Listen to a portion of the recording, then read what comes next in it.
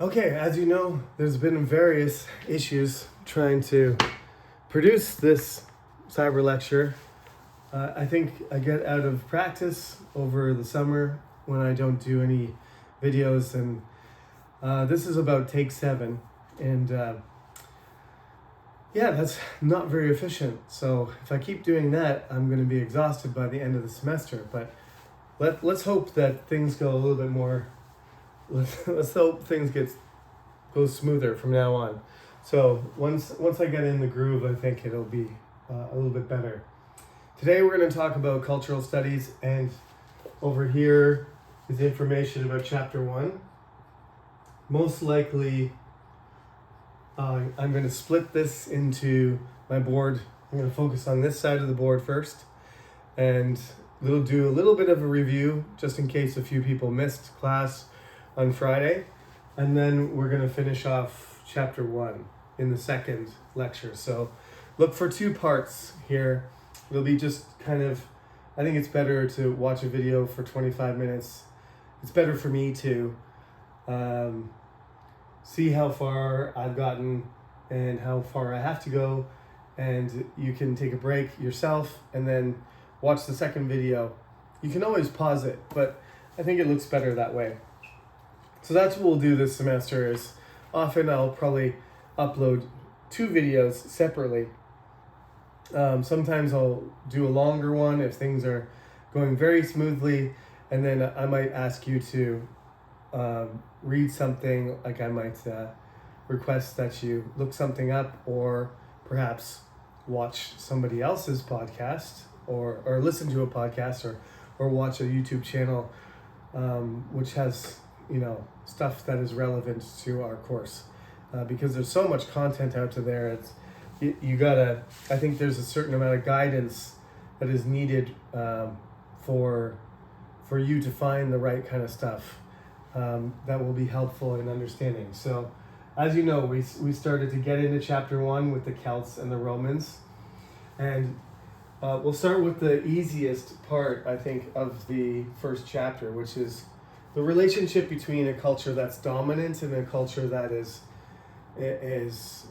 less, is a part of a larger culture, and one that fights against it. So this is a pretty simple model here. Is that periodically cultures through various means, some of it would be soft power, like wearing American blue jeans and dressing like Americans and admiring American culture and so on. And then, there's the regular dominant culture influence where you forcefully, not necessarily using the military, but you impose your law and your civilization on another group of people. So this is really what happened when we talked about the Romans, right?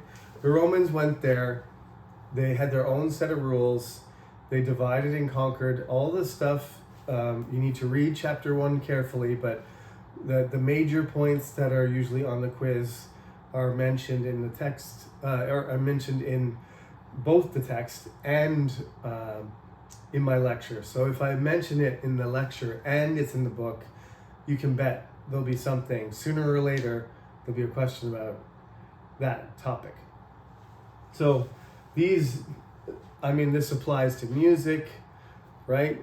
Some bands start out really small and they're countercultural, and then they become sort of, they take over. Rap is a great example. Rap was a counterculture. It was built around resistance to police violence and racism and poverty. And then, after 20 years of rap and hip hop, we've got, rich people doing it. But that wasn't what the movement originally, the original culture was very edgy, and it was very, very violent, aggressive, contained a lot of language, which would be offensive. But that's what that's what's the result of when you're being oppressed by the police, and you feel like you need to resist somehow rather than using military force or weapons. You use your music. So there's plenty of examples of that kind of dynamic. The most important one, though, for our purposes, really is in the book, before we talk about the cultural dynamic stuff, because that's fairly simple in the standard way we look at things. Which culture is influencing others? Like, most people perceive Canada as a subculture because we're not trying to be resistant or to break away or to overthrow the dominance of the American culture. In fact, we share a lot of things in common. So being a subculture was fine with us. However, recently things are different, and Canada's starting to develop its counterculture to the American dominant culture to our south, simply because the assertion of aggressive American economic policy, and I'm sure you heard about the 300 Korean Hyundai workers that were suddenly ambushed and thrown into prison for 2 days for investing tons of money in developing American, investing in factories and facilities. And they were there on various types of temporary visas, and they were locked up as if they were common criminals before the Korean government said, "Hey, we're paying billions of dollars. What are you doing with our, technical specialists? Why are you arresting our people? You requested this investment. This is supposed to be a trade agreement, not." So none of the Korean workers had any idea that they were the target of this raid. And it just goes to show that the current climate in the United States is getting close to what a revolution would be like, right? A complete change in the way that the government of the United States works, and how the culture and how they interact with other countries, and how people in the culture behave. Once they started clamping down on free speech last week, somebody posted a bunch of things about countries. Iran, you can't say what you don't have the ability to talk freely, or you go to jail. North Korea, obviously. Russia, China, United States. That's a strange place for the United States to be, because they were the champions of free speech. So comparing them to North Korea is pretty shocking, but that's the reality right now, is that the American government is trying to subdue these countercultural, mostly it's in the media right now, but after the comedians and the media are gone, then they'll go after the journalists, then they're gonna go after each group that speaks freely, one by one. So it's got to be stopped now. That's very relevant, easy to see in all sorts of different cultures. It is a sort of revolutionary movement when you're trying to counter things. Slower change is, I call it evolution. More like the British gradually change the rules rather than, new president, new leader, change everything. That's more like something the French might do in their various revolutions over the years, especially the French Revolution, but not so much the British. Normally, a revolutionary attempt doesn't go very far. People pull back from it and say, whoa, this is going too far. The context. That's where I asked you to take a look at Abraham Lincoln, and you're just giving examples here. So cultural context is what the symbolic meaning or the ideology of the thing is. If we're talking about Abraham Lincoln is known as a Republican he was anti-slavery, he was pro-union, he was a lawyer. He represents to America some of the greatest, values that a leader should have. A house divided cannot stand. Whether you agreed that he was starting to become too powerful after the war was over, he was killed because a crazy Shakespeare actor called John Wilkes Booth killed him. But that's what you're getting into. That's when you're getting into historical events. He was assassinated. He made the Gettysburg Address. He was elected president twice. He was born in a log cabin in the in the middle of the States. He moved to Chicago and became the governor of Illinois and was a self-taught lawyer. All these things are sort of events that happened in his life. Now, social context really means sort of what Abraham was like on a personal level. Tell you an interesting thing. I don't know if Trump does it, but every Thanksgiving, every November, the United States, they eat turkey, and then they pardon a turkey and let it go free.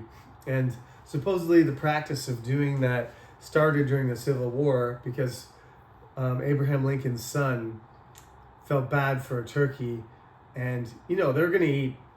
Obviously, they're going to eat millions of turkeys or whatever because that was sort of a reward for fighting in the military. But he took this one turkey, and his son gave it a name, and then he said, "I pardon you, turkey. You're not going in the oven." And those are the presidential turkeys. The pardon, they do one every year. So there's a whole bunch of turkeys that they're kind of protected, and they just get to live their normal, natural life.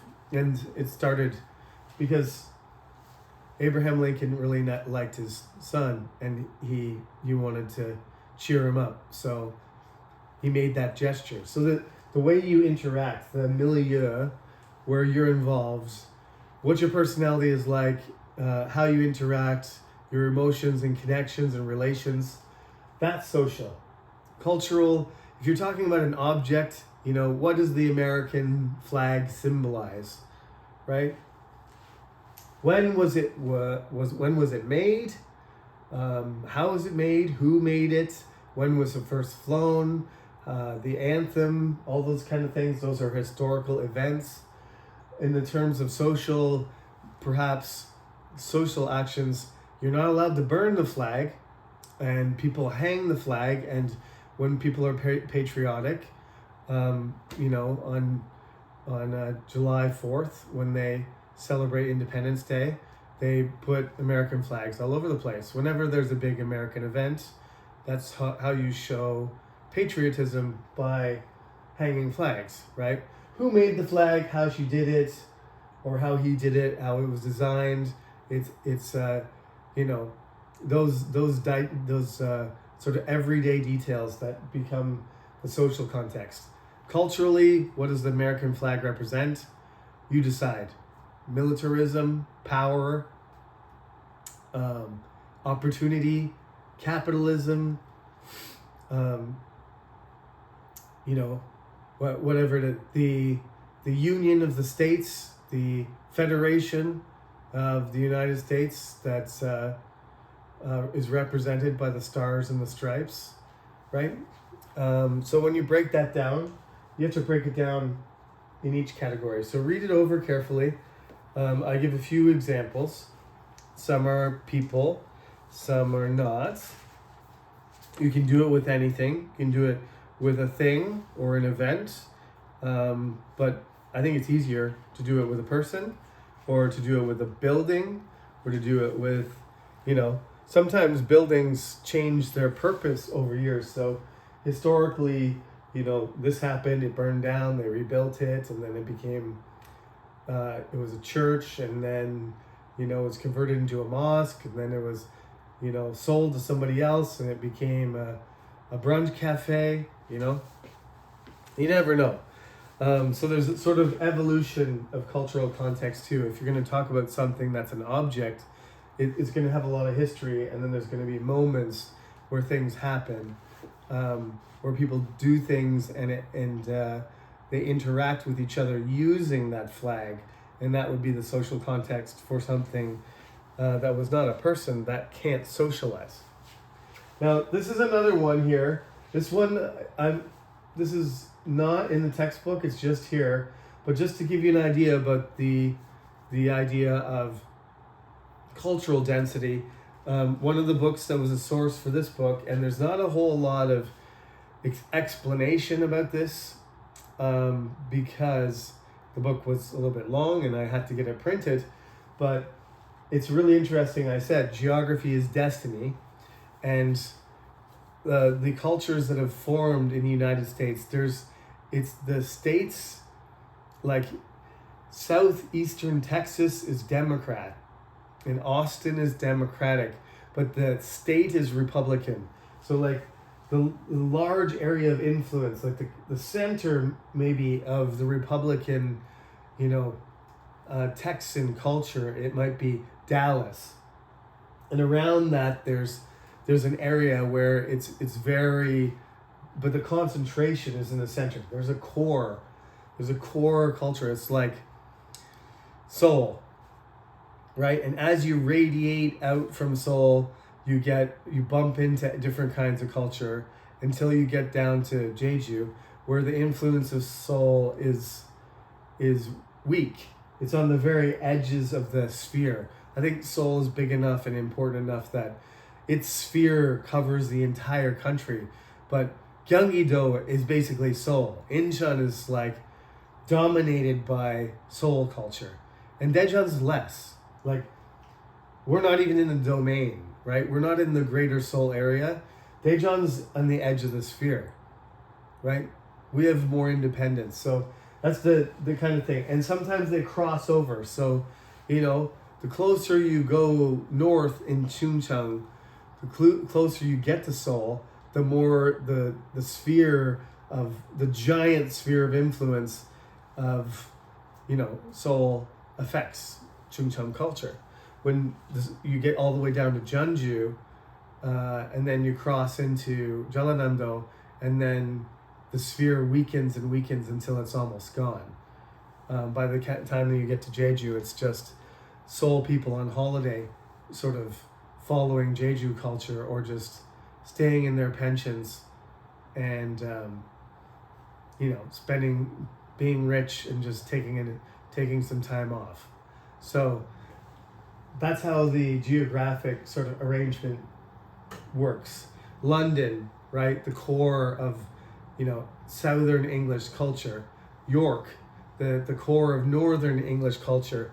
Edinburgh and Glasgow, the core of the Lowlands, Scotland, and Cardiff, the core of the Welsh, right?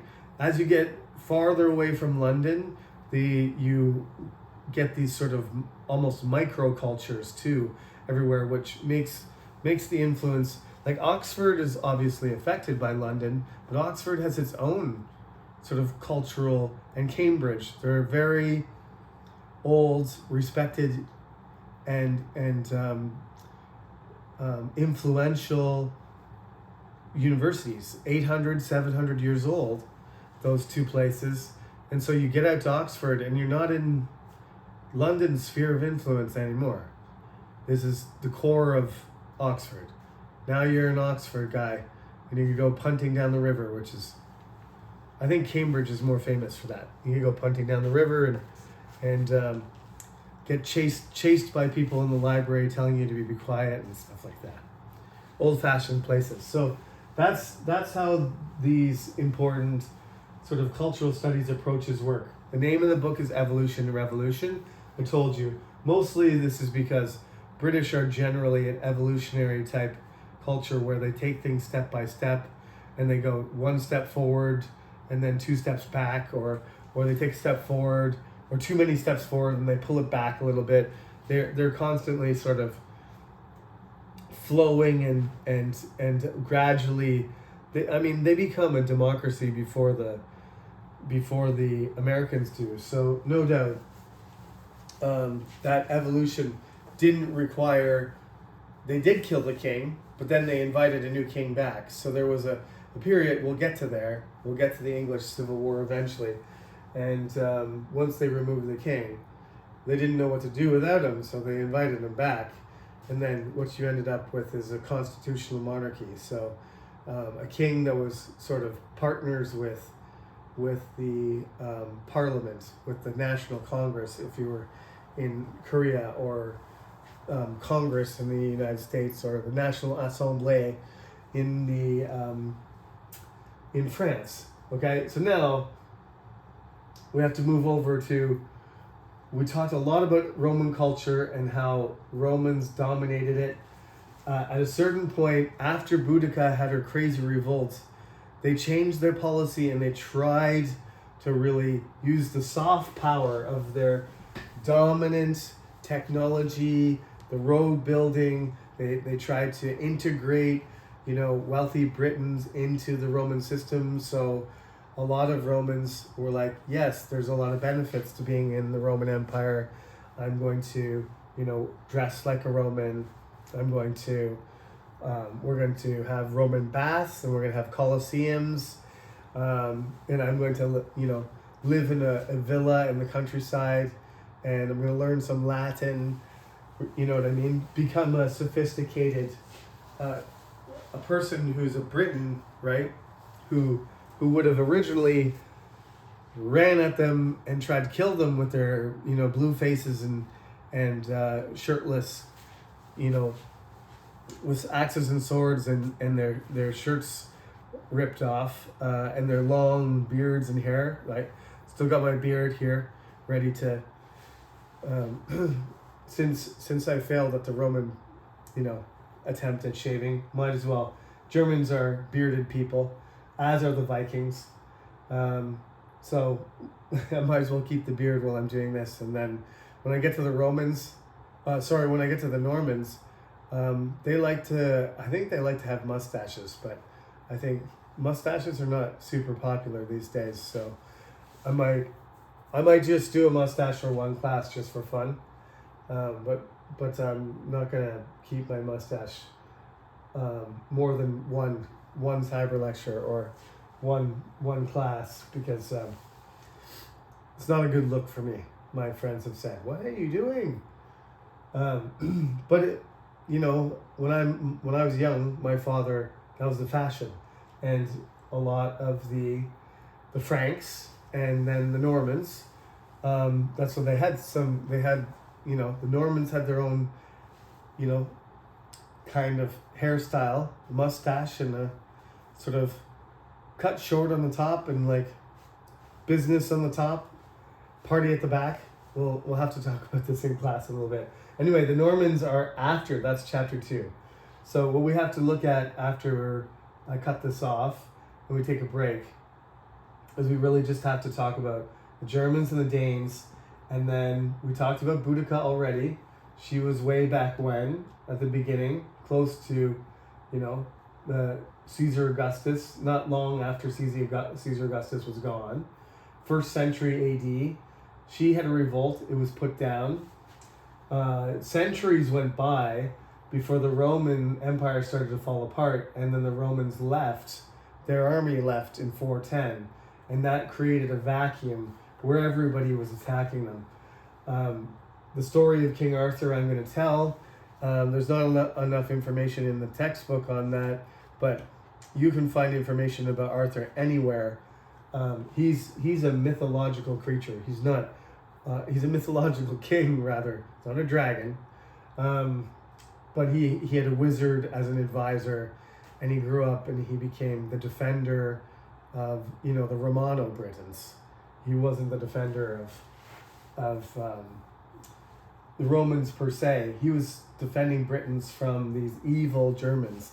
But eventually, there's different theories about how the Germans took over, but one of the greatest kings in English history is named Alfred the Great, and he'll come along and he'll demonstrate that I don't think the Anglo-Saxons were as brutal and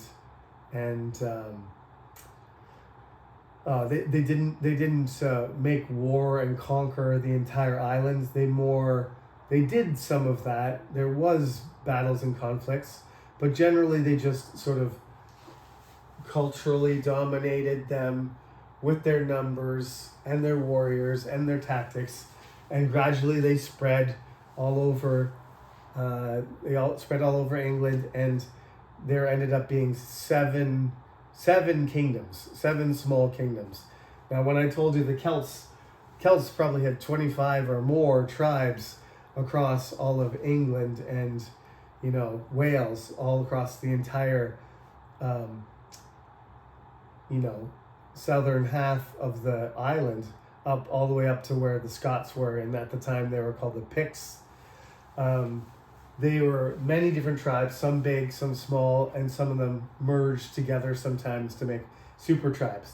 But generally, this is sort of at the same time that the Scylla and the Pecce and Goguryeo become the 3 kingdoms, right? This is, you know, the first millennium AD from, you can see the dates, 410, 700, 1000.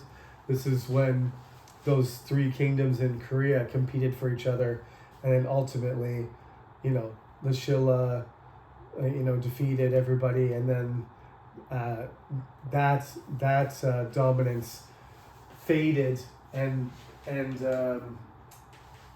you know, Goryeo replaced them. So anyway, while the 3 kingdoms struggle was going on, there was first a 7 kingdom sort of system, but then around 700 AD, the Vikings started getting restless, and they started, the first stop really on the way anywhere was Anglo-Saxon England. And it wasn't England yet either, it was 7 kingdoms. So they picked them off one by one until Alfred was left with just a single kingdom, and then he had to fight back and retake most of the land from the Vikings. So there's, between 700 and 1000 AD, there's a struggle between who's going to dominate the British Isles, the Anglo-Saxons or the Vikings. And that we'll save for part 2. Not sure what the time is exactly. I haven't been tracking, but I think that's a good place for a break. I'll upload part 1 right now, and then I'll be working on part 2 and explaining all the details here. But in the meantime, like I said, just chapter 1's not that long. You've only got 30 pages or so to read. Just focus on the things that I emphasize in this lecture and in person, and you should be well prepared for Friday. So you can expect the second part of this lecture to be uploaded shortly. I'm going to make sure this one goes up first, so at least we have one, and take a break doing that. And it's almost 11:30, so we'll see how much I can get done tonight. But if I do, then there'll be 2 ready for you in the morning, and I'll send messages to everyone. So thank you for your patience, and that's 1 out of the way. So part 2 coming to you, to a theater near you very soon. And we have that quiz on Friday. Other than that, just read your chapter 1, and I'll see you on Friday. Watch for the notices on the board in case there's some new updates, okay? All right, thank you for listening. Have a good evening.